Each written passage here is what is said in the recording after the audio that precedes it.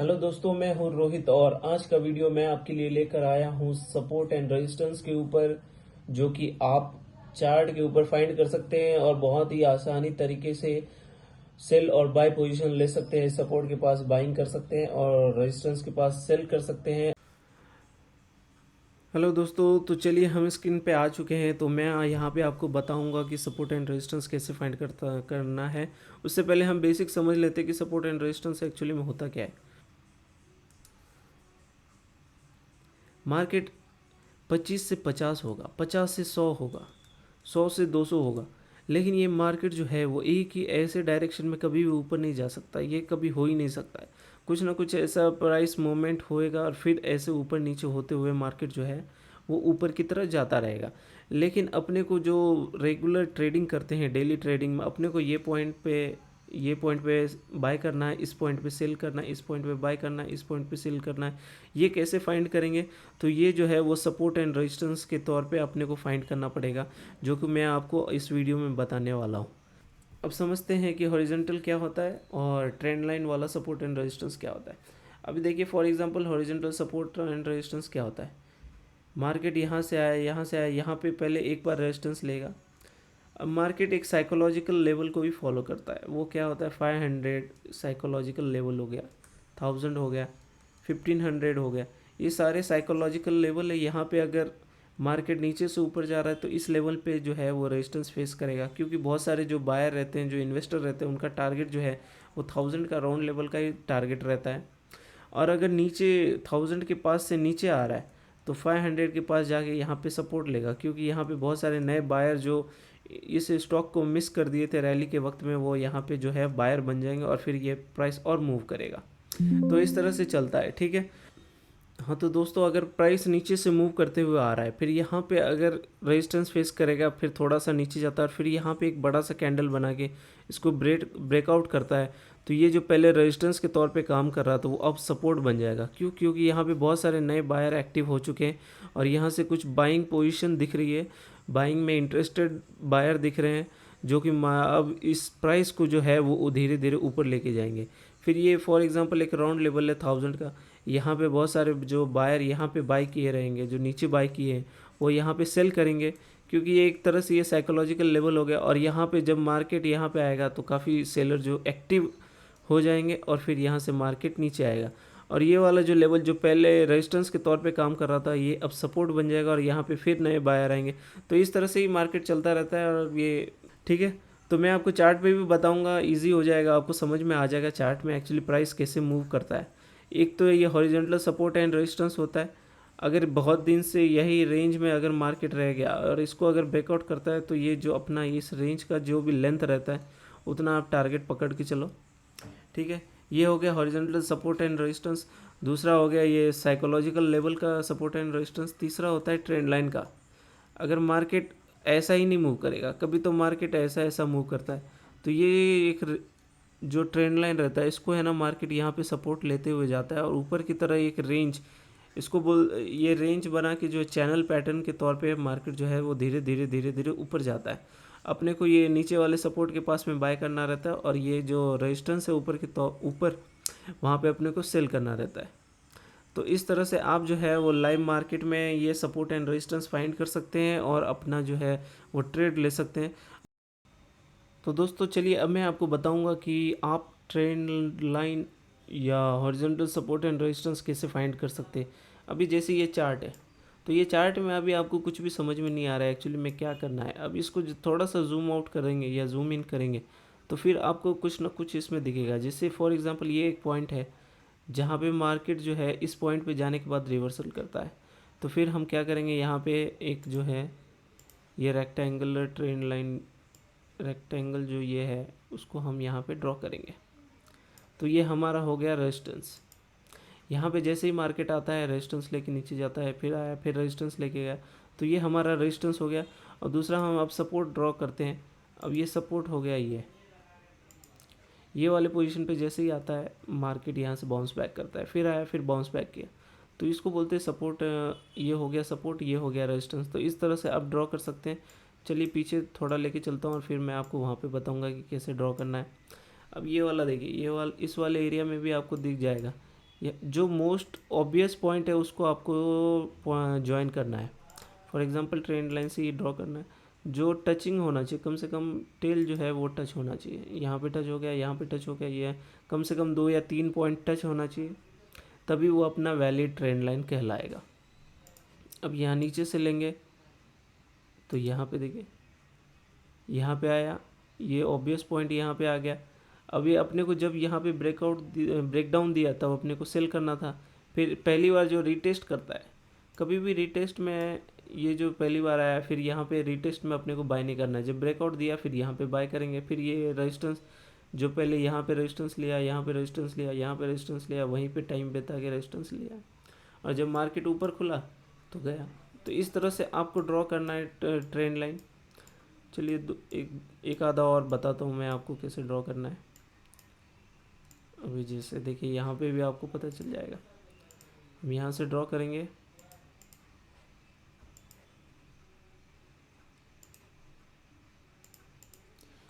ये वाला पैटर्न है। अभी यहाँ पे सपोर्ट लिया, फिर ऊपर गया, ये वाला रेजिस्टेंस के तौर पे काम किया, फिर नीचे आया, यहाँ पे सपोर्ट लिया, और जब इसके ऊपर निकला तो यहाँ पे ये वाला जो पहले रेजिस्टेंस था, यहाँ पे वो सपोर्ट लेके फिर ऊपर की तरह ऊपर गया मार्केट। तो इस तरह से काम करता है। आपको 1 2 4 बार 10 दिन ट्रेड करेंगे, आपको बहुत ही ईजी हो जाएगा। आप भी ड्रॉ कर सकते हैं बहुत आसानी तरीके से। और कभी भी जब इसके ब्रेकडाउन, बीच में बिल्कुल ही ट्रेड ही नहीं लेना है, अपने को शांति से बैठे रहना है। अगर शांति से नहीं बैठेंगे फिर आपका पैसा इसमें बीच में डालेंगे तो डिके हो जाएगा, या फंस जाएंगे, आप ट्रैप हो जाएंगे, किस तरफ का मूव ही नहीं मिलेगा। या तो इधर सेल करो या तो इधर बाय करो। एसएल भी छोटा है, इधर बीच में किधर भी ट्रेड ले लेंगे या फंस जाएंगे। तो इस तरह से आप कर सकते हैं। तो चलिए चार्ट पे आप बहुत सारे स्क्रीनशॉट मैंने निकाला है, उधर पे आपको समझ में आ जाएगा। तो चलिए उस पर अभी देखिए, कभी भी सपोर्ट एंड रेजिस्टेंस के पास आपको है ना, सपोर्ट के पास ये वाला कैंडल फाइंड करना है। इसको बोलते हैं हैमर कैंडल, और ये बहुत ही ज़्यादा बेस्ट कैंडल है बायर के लिए। यहाँ पे बहुत सारे बायर ये वाले कैंडल को देख के बाइंग पोजीशन बनाते हैं, जिसमें इसमें आपका जो एसएल बनता है वो भी बहुत छोटा रहता है, और टारगेट आपको काफ़ी ज़्यादा बड़ा देखने को मिल सकता है। ये सपोर्ट के पास ही आपको ढूंढना है।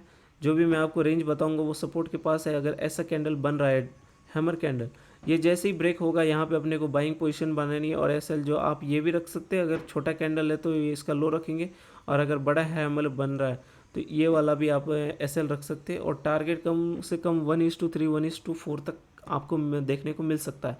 और रेजिस्टेंस के पास में जो हैंगिंग मैन का ये वाला जो कैंडल है, ये आपको ढूंढने का है। और ये वाला जो कैंडल मिल जाएगा यहाँ पे आप सेल कर सकते हैं। जैसे ये कैंडल को ब्रेक करेगा, जो ये लो क्लोजिंग किया रहेगा उसको ब्रेक करेगा, आप यहाँ पे सेल कर सकते हैं। और एसएल फिर से वही छोटा एसएल रहेगा, इसमें बिल्कुल भी इसमें ज़्यादा एसएल नहीं है। जो इसमें रिस्क टू रिवॉर्ड रेशियो जो है वो बहुत ही बेस्ट है। और ये वाला कैंडल जो है आपको फाइंड करना है सपोर्ट एंड रेजिस्टेंस के पास में। तो ठीक है, चलिए चार्ट में देखते हैं। अब पहला मार्केट यहाँ पे ओपन होता है, फिर धीरे धीरे मार्केट जो है वो प्राइस नीचे जाती है, फिर यहाँ पे नए बायर एक्टिव हो जाते हैं। जो इस वाले पोजीशन पे इंटरेस्टेड नहीं थे, अभी यहाँ पे इंटरेस्टेड हैं, क्योंकि ये सपोर्ट एरिया, यहाँ पे बायर एक्टिव हो गए। और फिर ये प्राइस को थोड़ा सा ऊपर लेके जाते हैं, यहाँ तक लेके जाते हैं, फिर यहाँ पे रेजिस्टेंस होगा।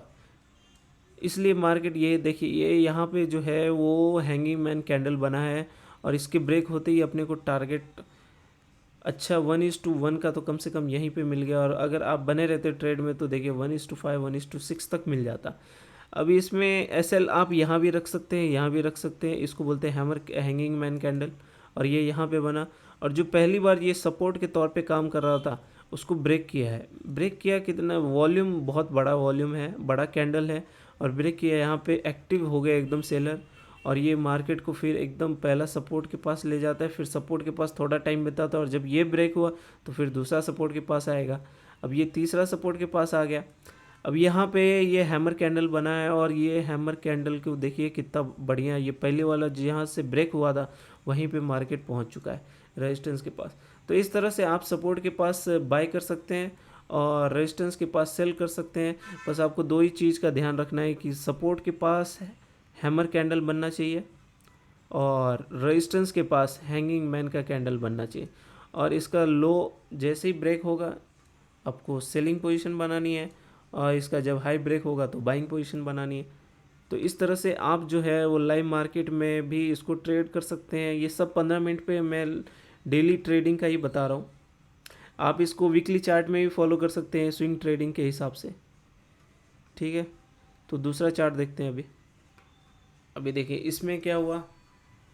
इसमें मार्केट यहाँ से काफ़ी देर तक कंसोलिडेट करता है रेजिस्टेंस के पास। अगर यहाँ पे ब्रेकआउट करता, बड़ा सा कैंडल, एक ग्रीन कैंडल बनाता, तो ये काफ़ी अच्छा मोमेंटम मिल सकता था, लेकिन ब्रेक नहीं कर पाया, पूरे दिन इसी रेंज में घूमता रहा।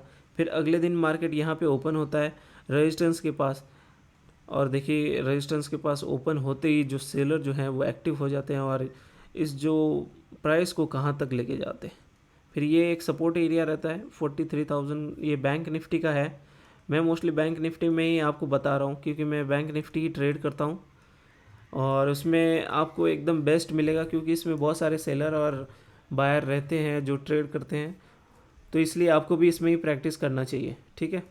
देखिए ये फिर यहाँ पे जो है सपोर्ट के पास में फिर मार्केट रहता है, यहाँ पे क्लोज होता है। अगले दिन जैसे ही ओपन होता है एक हैमर कैंडल बनता है और फिर यहाँ से फिर यहाँ तक रेजिस्टेंस तक जाता है सीधा।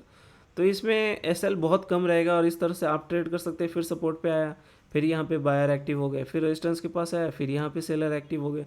तो ऐसे ही चलता रहता है, और अगर इसको ब्रेक करेगा तो फिर यहाँ पे आपको बायर बन जाना है। बस इतना ही करना है और कुछ नहीं करना है, ठीक है। चलिए दूसरा चार्ट देखते हैं।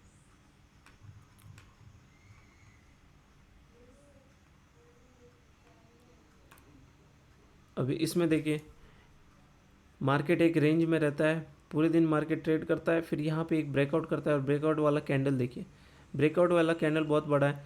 यहाँ पे आपको सेल करना है, फिर आपको बैठे रहना है। अच्छा टारगेट 1:1 मिला, यहाँ पे कॉस्ट टू कॉस्ट डाल दिया, ट्रेल भी कर दिया। अगर ऐसे हिट हो गया तो ठीक है, नहीं तो अपने को तो मिलेगा, मिल ही रहा था, 1:3 तो मिल ही गया है कम से कम। तो इस तरह से सपोर्ट एंड रेजिस्टेंस आपको फाइंड करना है। चलिए एक और चार्ट देखते हैं, एक और मैंने स्क्रीनशॉट निकाल के रखा है आपके लिए। अभी ये जो है वो ट्रेंड लाइन का सपोर्ट एंड रेजिस्टेंस है। अभी यहाँ से मार्केट यहाँ पे सपोर्ट लेता है, फिर ऊपर मूव होता है, फिर एक रेंज आता है, यहाँ पे आपको यहाँ से मार्केट फिर जो है नीचे का डाउनवर्ड मूव देता है। फिर इसी रेंज, इसको बोलते हैं वेज पैटर्न, वेज पैटर्न बोलते हैं इसको। और इसका जैसे ही ब्रेक डाउन हुआ, देखिए कितना बड़ा टारगेट मिला है अपने को। ये एक बार सपोर्ट लिया, 2 बार सपोर्ट लिया, 3 बार सपोर्ट लिया, और फिर यहाँ पे एक बड़ा कैंडल बना है और जिसको ब्रेक किया है, तो फिर अच्छा खासा टारगेट मिला है आपको। ब्रेक जब तक ये कैंडल के नीचे क्लोज ना दे तब तक आपको इस ट्रेड में घुसना ही नहीं है, चाहे ऊपर की तरफ हो या नीचे की तरफ हो। अगर आप यहाँ पे घुस जाएंगे, कभी ये देखिए यहाँ पे जैसे ब्रेक किया है लेकिन वो कैंडल क्लोज नहीं हुआ और फिर ऊपर की तरफ मूव किया, तो ये जब तक कैंडल क्लोज ना हो तब तक आपको इस कोई भी ट्रेड में लेना ही नहीं है। तो इस तरह से गाइज आप ट्रेंड लाइन के थ्रू भी आप है ना ट्रेड कर सकते हैं मार्केट में। तो इस तरह से सपोर्ट एंड रेजिस्टेंस पे आप ट्रेड कर सकते हैं। मैं बैंक निफ्टी पे ही ट्रेड करता हूँ, और इससे स्विंग ट्रेड भी कर सकते हैं आप, पोजिशनल ट्रेड भी ले सकते हैं, और इंट्राडे ट्रेडिंग तो कर ही सकते हैं। Thank you guys, thanks for watching. और प्लीज़ अगर आप नए हैं तो मेरे चैनल को सब्सक्राइब कर दे, लाइक कर दे, और बेल नोटिफिकेशन को दबाना ना भूले, जिससे कोई भी अगर नई वीडियो आई तो आपको ज़रूर मिलेगा।